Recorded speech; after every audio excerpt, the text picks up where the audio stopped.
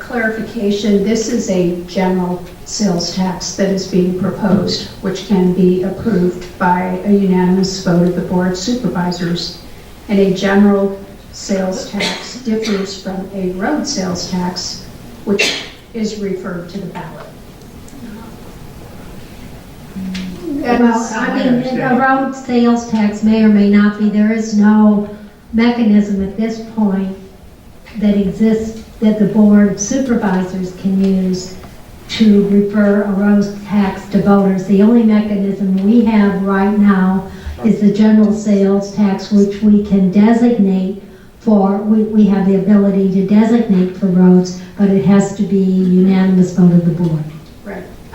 So that is... But that doesn't go before the voters? No.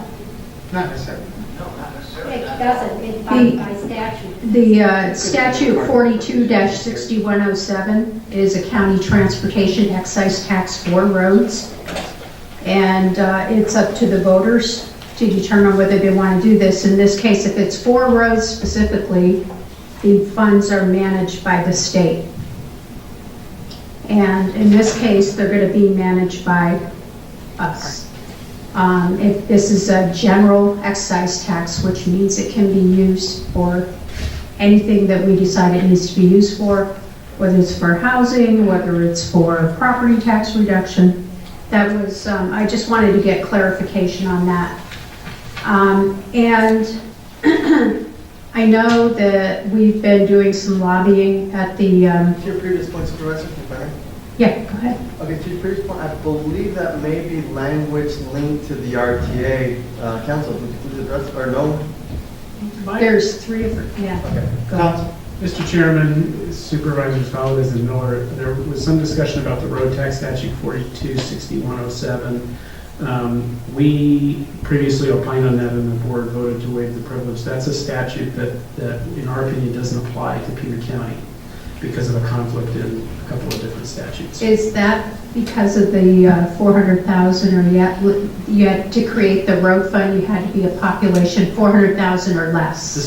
That's correct, Mr. Chairman. Okay. Supervisor Miller. The statute requires the funds from that tax to go into original area road fund, which the statutes do not allow Pima County to have because of population parameters. Right. Did we pursue that via the legislature, Mr. Huckleberry? When it was passed, they particularly excluded it, so we did not pursue it. We did not pursue it this time, because I know there's a lot of bills that still are outstanding. Yeah, Mr. Chairman and Supervisor Miller, the original that tax was passed. That option was passed for small counties some time ago, Right. and it was about the same time that Pima got the RTA authority, and so Which is another statute. which was another statute, and so that's so you have the general excise tax. The board can levy unanimous vote for any purpose. Right. Then you have the small area county road tax, and then you have the RTA road tax, and then you have continuing discussion about additional discussions with legislation occurring about Maricopa County's reauthorization and an additional asset sales tax discussion for the RTA occurring in the legislature now. Right, right.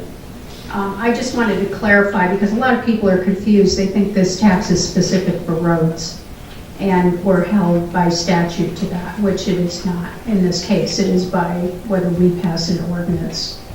And if we pass an ordinance, we can always come back and change the ordinance. I just want to make that clear.